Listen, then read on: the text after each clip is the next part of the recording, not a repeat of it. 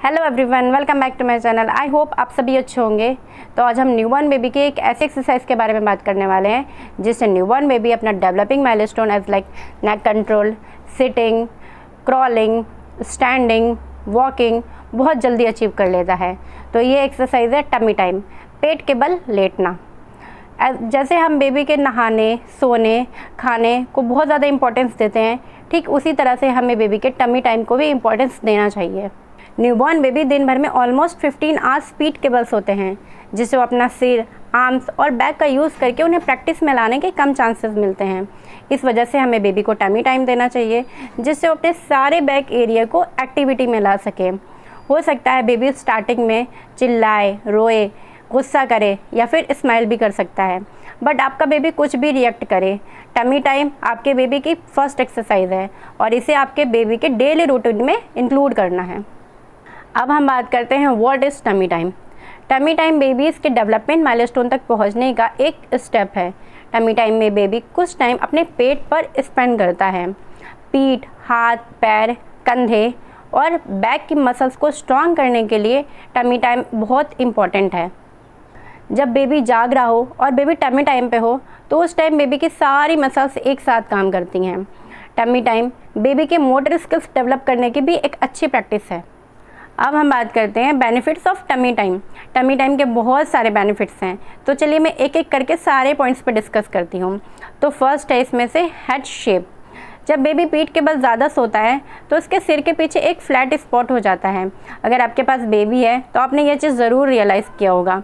इससे बेबी का facial feature ख़राब हो जाता है। तो अगर हम बेबी को टमी टाइम देते हैं तो इससे फ्लैट स्पॉट रिड्यूस होने के चांसेस होते हैं। नेक्स्ट है मसल्स डेवलपमेंट।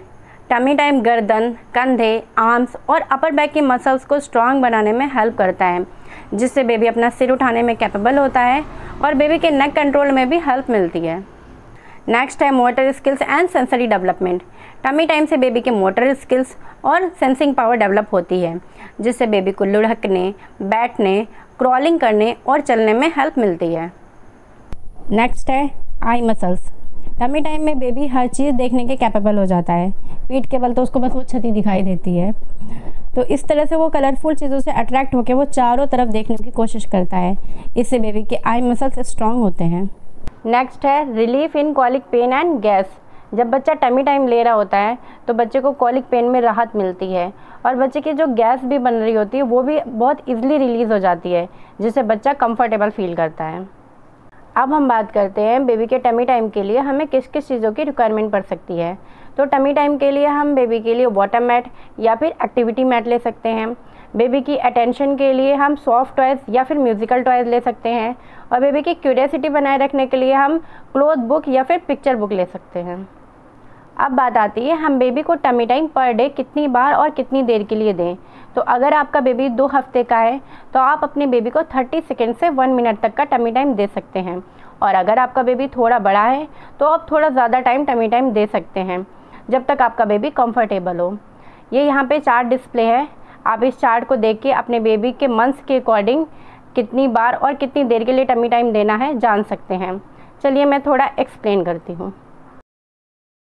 तो अगर आपका बेबी 0 मंथ का है तो आप उसे पर डे 2 से 3 बार 1 to 5 मिनट्स का टमी टाइम दे सकते हैं, और अगर आपका बेबी 1 मंथ का है तो आप उसे पर डे 2 से 3 बार 10 मिनट्स तक का टमी टाइम दे सकते हैं, और अगर आपका बेबी 2 मंथ्स का है तो आप उसे बारी बारी करके 20 मिनट्स तक का टमी टाइम दे सकते हैं। तो आप इस चार्ट को देख के अपने बेबी के एज के अकॉर्डिंग आप उसे उतना टमी टाइम दे सकते हैं। ये ज़रूरी नहीं है चार्ट के अकॉर्डिंग कि जितना टाइमिंग हम अपने बेबी को उतनी ही देर के लिए टमी टाइम देंगे। अगर आपका बेबी ज़्यादा अनकंफर्टेबल फील करता है, ज़्यादा चिल्लाता है या ज़्यादा रोता है तो आप अपने बेबी को टमी टाइम से हटा सकते हैं। ज़रूरी ये है कि आपका बेबी कंफर्टेबल होना चाहिए। अब हम बात करते हैं टमी टाइम बेबी को कब से स्टार्ट करना चाहिए। अमेरिकन एकेडमी ऑफ पीडियाट्रिक्स के अकॉर्डिंग आप अपने बेबी को हॉस्पिटल से घर लाने के बाद टमी टाइम स्टार्ट कर सकते हैं। अब हम बात करते हैं बेबीज़ अपना टमी टाइम ना एंजॉय करें, ना पसंद करें तो हम क्या करें। तो हम बेबीज़ को एंगेज रखने के लिए कुछ एक्टिविटी कर सकते हैं, एज लाइक हम बेबी के सामने उसका फेवरेट टॉयज़ या फिर म्यूज़िकल टॉयज़ रख सकते हैं। वैसे भी बेबीज़ म्यूज़िक से बहुत जल्दी अट्रैक्ट होते हैं। या फिर हम थोड़ा डिस्टेंस पे मिरर रख सकते हैं, बेबीज़ अपना रिफ्लेक्शन देख के कुछ रिएक्ट कर सकते हैं। या फिर हम वाटर मैट ले सकते हैं, इससे भी बेबीज़ को बहुत ईज़िली इंगेज किया जा सकता है। या फिर हम बेबीज़ के सामने बुक रीड कर सकते हैं, गाना गा सकते हैं, स्टोरी सुना सकते हैं या उनसे बातें कर सकते हैं। और या फिर उनके अगर कोई भाई बहन है तो आप उनको भी इस एक्टिविटी में इंक्लूड कर सकते हैं। वैसे भी छोटे बेबीज़ को अपने भाई बहनों को देख के बहुत खुशी मिलती है, वो बहुत खुश होते हैं अपने भाई बहनों को देख के। और अगर तब भी बच्चा टमी टाइम ना एंजॉय करे तो आप एक बार लोकेशन चेंज करके देखें या फिर उनके पैरों की और तलवों की मसाज करके देखें। हो सकता है बच्चे को रिलैक्स मिले तो अपना टमी टाइम एंजॉय करें। अब हम बात करते हैं टमी टाइम सेफ्टी टिप्स के बारे में कि टमी टाइम देते वक्त हमें क्या क्या सावधानियां बरतनी हैं। तो अगर आपका बेबी प्रीमेच्योर है, टाइम से पहले हुआ है, तो आप अपने बेबी को टमी टाइम ना दें। और आप जिस एरिया में अपने बेबी को टमी टाइम दे रहे हैं वो एरिया बिल्कुल क्लीन एंड क्लियर होना चाहिए, नहीं तो बेबी कुछ भी उठा के मुँह में डाल सकता है। और जो सबसे ज़्यादा ध्यान देने वाली चीज़ है, जब अपने बेबी को टमी टाइम दे रहे हैं तो आप अपने बेबी के आसपास ही रहें। ये ना सोचें कि मैं थोड़ा ये काम निपटा के आ रही हूँ, मैं थोड़ा ये काम करके आ रही हूँ, बेबी अभी लेटा ही तो है। नहीं, ये स्ट्रिक्टली एडवाइस है कि जब आपका बेबी टमी टाइम ले रहा है तो आप अपने बेबी को ऑब्जर्व करें, आप अपने बेबी के आसपास ही रहें। क्योंकि 3 मंथ से कम का बेबी को ये नहीं पता चल पाता कि उनकी नाक दब रही है या उनको सांस लेने में प्रॉब्लम हो रही है, तो हो सकता है उनकी नाक दब सकती है, कुछ भी इंसिडेंट हो सकता है। तो आप अपने बेबी के आसपास ही रहें और अपने बेबी को ऑब्जर्व करें और उनका टमी टाइम एंजॉय करें।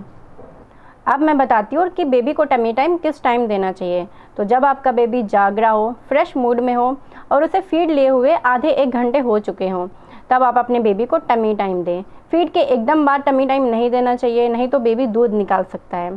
तो ये थी टमी टाइम से रिलेटेड कुछ नॉलेज, जिससे आप अपने बेबी के डेवलपिंग माइलस्टोन को जल्दी अचीव करने में हेल्प मिल सकती है। तो प्लीज़ अगर आपका कोई और कंसर्न है तो मुझे कमेंट करना। तो चलिए मैं अपना ये वीडियो यहीं पे एंड करती हूँ। प्लीज़ मेरी वीडियो पसंद आई हो तो लाइक ज़रूर करना, कमेंट करना, शेयर करना और चैनल पर नए हो तो सब्सक्राइब ज़रूर करना। Thank you for watching.